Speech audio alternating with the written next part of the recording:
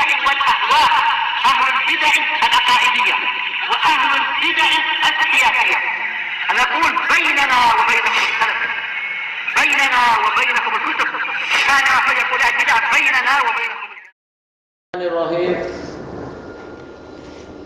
Qala al-Imam al-Bukhari rahimahullahu taala al-babu sadis wal khamsun, bab yang ke-56. Babu ma ja'a fi ghuslil baul. Riwayat yang datang tentang kemarin belum selesai ya, ada pembahasan sedikit. Hadisnya agak panjang kemarin tentang apa itu yang di alam kubur, siksaan kubur itu. Baik, sumada abi jaridah. Kemudian Nabi SAW minta didatangkan suatu pelepah kurma, tapi dijelaskan oleh Al-Hafidh kalau jaridah ini pelepah kurma yang belum tumbuh daunnya. Kalau sa'af itu pelepah kurma yang sudah tumbuh daun. Fakasaroha kisratain. Kemudian beliau membaginya menjadi dua. Kenapa minta yang jenis ini yang belum muncul daunnya? Kata Al-Hafidh, yaitu kemungkinan agar pengeringannya itu lambat. Dia masih basah terus. Karena nanti Nabi mengharapkan selama barang ini masih basah, maka semoga dia diberi keringanan dengan sebab syafaat saya. Mungkin, tapi intinya pelepahnya ya, bukan yang daunnya. Yang penting jangan daunnya. Kalau di dalam hadis ini jaridah ini belum berdaun. Dia batang pelepahnya itu yang belum tumbuh daun. Nah, ini nanti pembahasannya sangat panjang. Baik. Fa wada'a ala kulli qabrin kisrah. Kemudian Nabi meletakkan di atas setiap kubur itu satu belahan. Dalam riwayat yang lain, gharaza, yaitu beliau menanam. Faqila lahu ya Rasulullah lima fa'alta hadza. Kemudian ditanyakan kepada Nabi SAW, wahai Rasulullah, kenapa Anda melakukan yang demikian? Ini menunjukkan boleh al-mafdul yastafsirul fadil. Orang yang kurang utama itu tanya pada orang yang lebih utama atas perbuatan dia, kenapa demikian. Dan ini membantah kepada sebagian puak yang melarang pengikutnya menanyakan kepada pihak yang diikuti, kenapa Anda berbuat ini? Tak boleh, jangan engkau banyak bertanya. Nah, ini Nabi saja menerima ketika ditanya, kemudian beliau menjelaskan hikmahnya. Banyak sufi yang polanya jangan gitu, jangan tanya. Alasannya adalah ikut Nabi Khadir. Padahal kita disuruh apa? Ikut milah Ibrahim, ikut Nabi Muhammad. Yang ikut milah Ibrahim, nggak disuruh ikut Khadir atau Musa dan sebagainya. Bantahan tentunya banyak, bantahan terhadap syubhat mereka. Kemudian disebutkan di sini qala Allahu ayyu khaffafa. La Allah ini adalah harapan. Nabi sendiri tidak memberikan kepastian, karena memang yang namanya syafaat itu di tangan Allah. Qul lillahi syafa'atu jami'ah. Katakanlah hanya milik Allah lah syafaat itu semuanya. Allah Ta'ala berfirman dalam ayat yang paling agung, man dzalladzi yashfa'u 'indahu illa bi'idnih. Siapakah yang mampu memberikan syafaat di sisi Allah tanpa seizinnya? Menunjukkan tanpa izin Allah tak mampu. Maka Nabi mendatangkan pola semoga, taroji. Tidak dengan pola yang menyombongkan diri dan pasti, tidak demikian. Ini adab kepada Allah. Semoga diringankan dari mereka berdua. Baik, naibul fa'ilnya dihapus, takdirnya adalah al-azab, siksaan tadi. Malam yai basa. Baik, ma di sini ma masdariyah, takdirnya apa? Muddata. Lam yaitu apa? Adam. Muddata adami yubsihima. Selama kedua-duanya itu belum kering. Dengan sebab ini maka para fuqaha berselisih pendapat. Sebagian, dan ini ada satu atau dua sahabat memilih, yaitu kalau nggak salah yaitu Buraidah ibn al-Hasib, ya Buraidah bin Hasib. Beliau memilih untuk bahwasanya ini termasuk dari sunnah karena Nabi melakukan itu. Demikian pula sebagian fuqaha memilih ini adalah sunnah. Adapun ulama yang lain banyak dari mereka mengatakan tidak demikian. Karena apa? Banyak sekali kubur-kubur para sahabat Nabi tidak melakukan yang demikian itu. Sementara Nabi beliau sangat menyayangi sahabat, rajin mendoakan mereka, tapi kenapa tidak melakukan seperti ini? Ini menunjukkan ini adalah sesuatu yang yang khusus, qadhiyah ainiyah. Baik. Memang ini khilaf. Kalau Al-Hafidz merajihkan ini, yaitu apa? Ini termasuk dari sunnah. Kalau Al-Karmani, demikian pula Al-Khattabi mengatakan tidak, ini bukan bagian dari sunnah. Buktinya Nabi tidak mensunahkan secara umum, cuma case tertentu aja beliau melakukan itu. Baik. Sebagian yang lain jelas yang rajih adalah bukan termasuk dari sunnah, sebagaimana yang dirajihkan oleh Imam Ibnu Baz dan Syekh Abdullah Al-Bassam. Syekh Abdullah dalam syarah dalam kitab beliau Taisirul Alam itu, daras pagi itu. Kalau di Indonesia kita ada kurma nih, mungkin kita ada batang kayu. Makanya itu, ini jadi permasalahan. Kenapa Nabi kurmanya pun bukan sembarang kurma, tapi apa? Memilih pelepah yang belum berdaun. Lalu dengan cara apa kita mampu mengkiaskan? Oh, daun inilah, atau batang pokok inilah, pokok kamboja lah, atau apa dan sebagainya. Kita tak mampu karena ini perkara gaib. Apalagi kalau kita kumpulkan riwayat-riwayatnya, Nabi menisbatkan itu sebagai syafaat dari beliau. Sebagian fuqaha mengatakan ini menunjukkan bahwasanya benda-benda yang basah dia mampu mendatangkan berkah dan rahmat dan juga syafaat. Tapi ini keliru karena riwayat-riwayat yang ada menunjukkan ini sekedar pewaktuan. Sekedar apa? Pewaktuan dari Nabi yang memberikan syafaat Nabi. Baik, sementara sekarang Nabi sudah wafat. Betulkah kita ini layak memberikan syafaat? Kita tak tahu. Sementara Nabi tidak mengajarkan, tidak menyuruh kita melakukan itu, tapi menyuruh kita banyak-banyak berdoa tanpa membuat pewaktuan seperti ini. Makanya pendapat kedua yang mengatakan ini kekhususan Nabi dan kekhususan pada kes-kes tertentu ini lebih kuat. Memang ini khilaf, tapi yang selamat adalah memang Nabi tidak mengajarkan itu untuk semua orang. Amalan di Islam, kalau orang itu sudah disimpan dikuburkan, mereka akan ambil di batang pokok. Tergantung niatnya. Kalau niatnya sekedar tanda sebelum ada batu, sekedar tanda ini kepala, ini kaki, nggak apa-apa. Tapi kalau niatnya seperti ini ya berarti memilih pendapat yang kurang kuat sebenarnya. Sebagian fuqaha mengatakan ini menunjukkan apa perbedaan antara yang basah dan yang kering. Mereka mengatakan oh yang basah itu rajin berzikir, yaitu apa? Tanaman-tanaman itu berzikir. Selama tanaman itu berzikir, maka orang yang mati di dalam kubur itu dia akan terkena berkahnya juga. Tapi ini terbantahkan dengan firman Allah Ta'ala, wa in min syai'in illa yusabbihu bihamdi. Tiada sesuatu pun kecuali dia itu bertasbih dengan memuji Allah. Jadi yang memuji Allah bukan hanya benda basah, benda kering juga memuji, batu-batu juga memuji. Makanya yang mengatakan, nah kenapa Nabi membezakan antara kering dan basah? Jadi case-nya bukan yang basah berzikir, yang kering tidak berzikir. Case-nya bukan masalah itu. Tapi ini sekedar pewaktuan. Nabi memberikan syafaat kepada orang itu dan Allah membatasi. Dia hanya diberi keringanan selama apa yang engkau tanam itu belum kering. Sementara kita tak tahu apakah kita layak memberikan syafaat dan sebagainya. Sementara Nabi tidak menyuruh pula. Makanya lebih selamatnya adalah kita melaksanakan doa-doa dan juga kita menghadiahkan sedekah ini sedekah itu atas nama orang mati seperti yang Nabi syariatkan. Bukan dengan sesuatu yang boleh jadi ini adalah kekhususan. Iya, ini masalah wahyu. Buktinya apa? Sejak awal Nabi dapat wahyu. Orang ini dapat azab. Kita tak tahu. Ini dapat azab kah? Ini tak dapat azab. Kita tak tahu. Betul. Memang khilafnya itu. Tapi yang rajih ini bukan untuk dipraktekkan keumuman orang.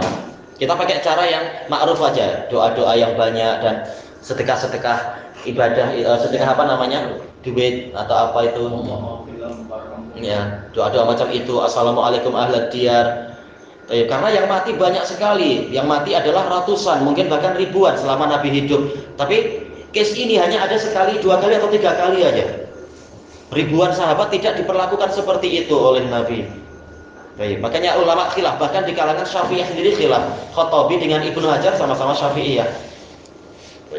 Kita masuk ke bab yang baru, yaitu maja'a fi ghuslil baul. Riwayat yang datang tentang dicucinya kencing. Ini terkait dengan yang kemarin sebenarnya, yaitu apa? Nabi mengatakan la yastatiru min baulih. Ayat ini juga terkait dengan itu.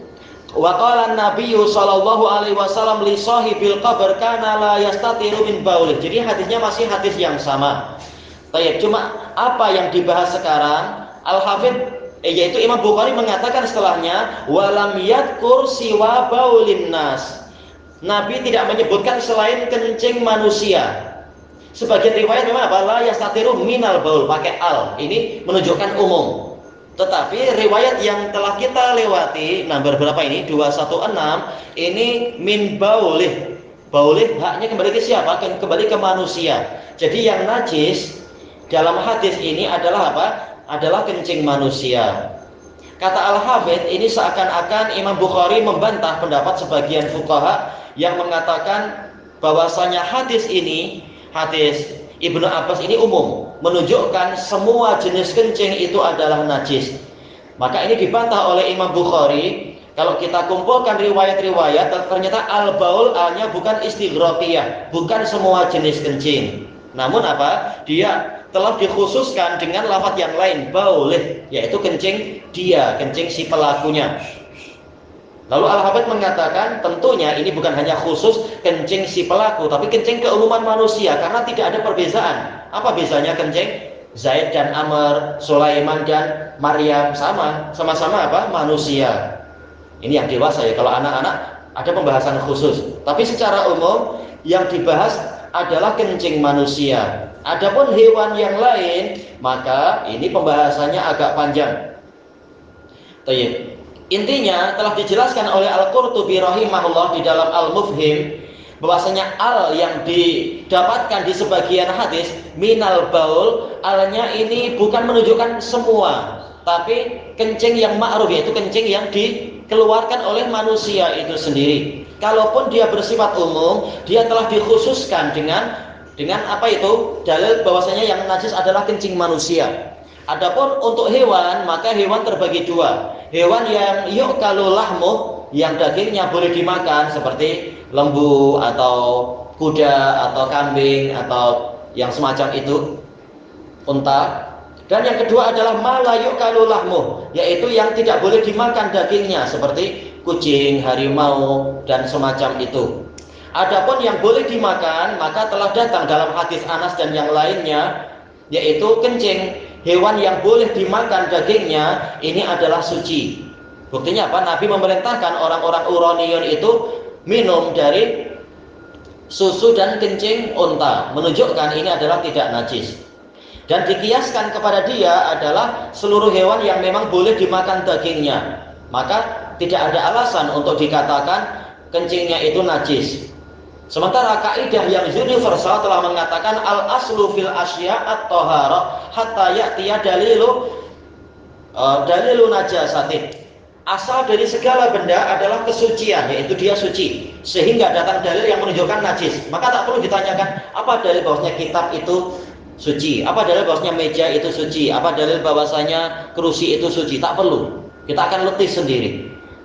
Maka hukum asalnya segala sesuatu itu suci.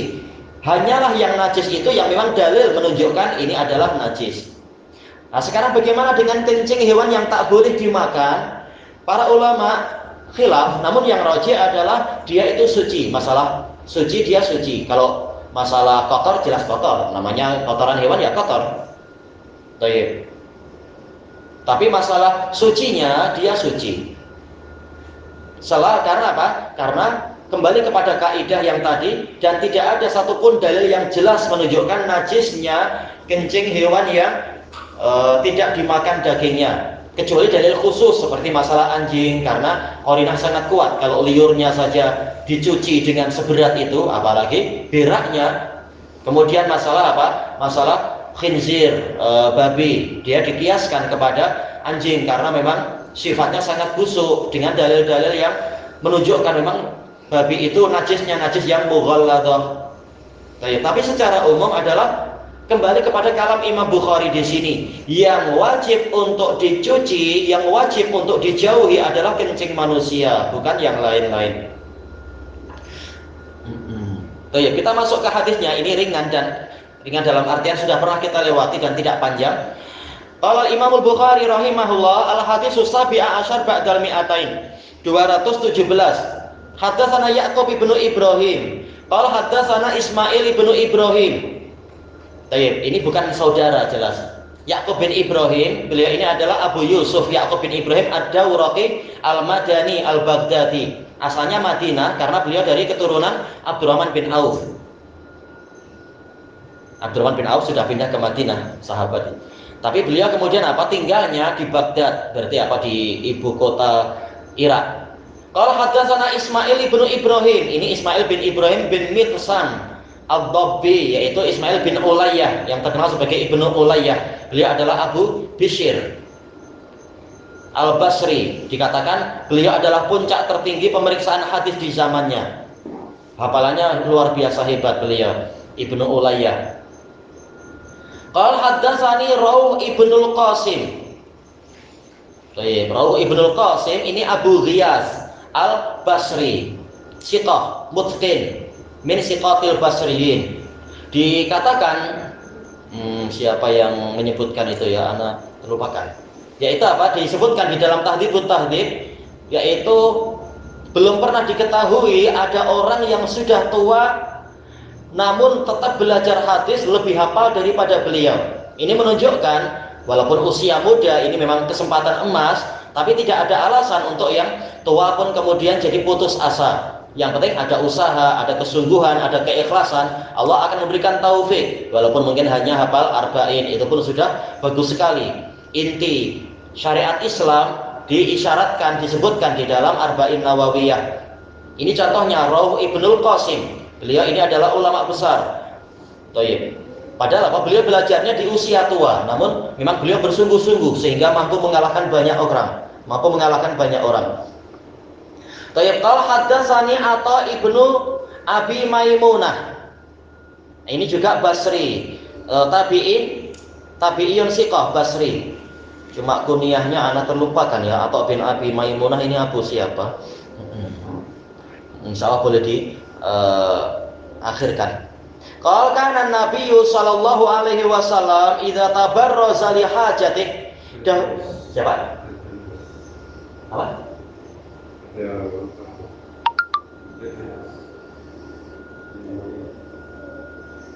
Atau bin Abi Maimunah siapa?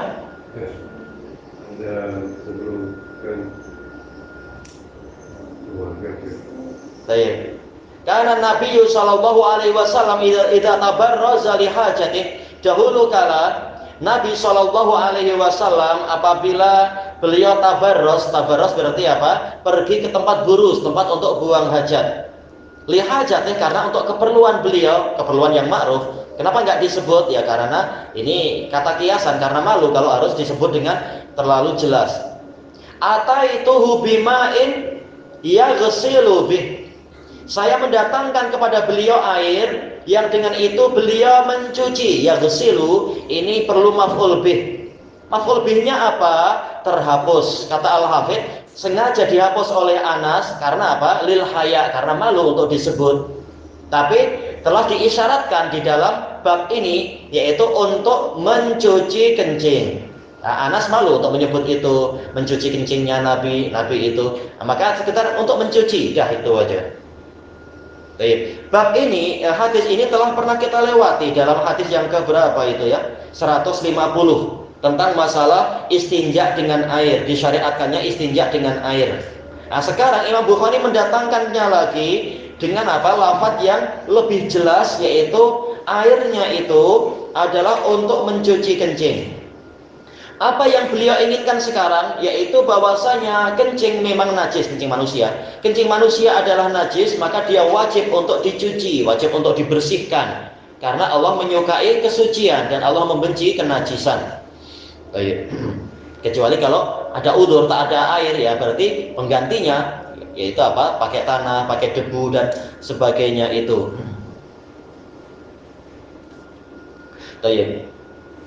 Hadis berikutnya besok insya Allah. Ini ada satu faedah yang terkait dengan lughah, yaitu yang di bawah tajuk itu wa qala Nabi sallallahu alaihi wasallam li sahibil qabr. Gimana kita menerjemahkan li di sini? Apakah kepada? Qala li kan biasanya kepada, berkata kepada. Padahal dalam hadisnya Nabi tidak berkata kepada orang yang dikubur. Li di sini Al-Karmani mengatakan li ajli. Nabi bersabda kepada kami semua demi urusan orang yang dikubur itu. Kata Al-Hafidz boleh jadi lamnya di sini fi atau an. Qala Nabi sallallahu alaihi wasallam an sahibil qabr. Nabi bersabda berbicara tentang. Jadi lamnya di sini maknanya adalah an atau li ajli. Ini sekedar penjelasan dari sisi lughah. Bagaimana kita menerjemahkan li di sini sekarang? Oh, ternyata maknanya adalah an, tentang orang yang dikubur itu. Tayyib ilahuna wallahu a'lam. Subhanakallahumma wa bihamdika la ilaha illa anta astaghfiruka wa atubu ilaik. Walhamdulillahirabbil alamin. Jazakumullahu khairan. Iya.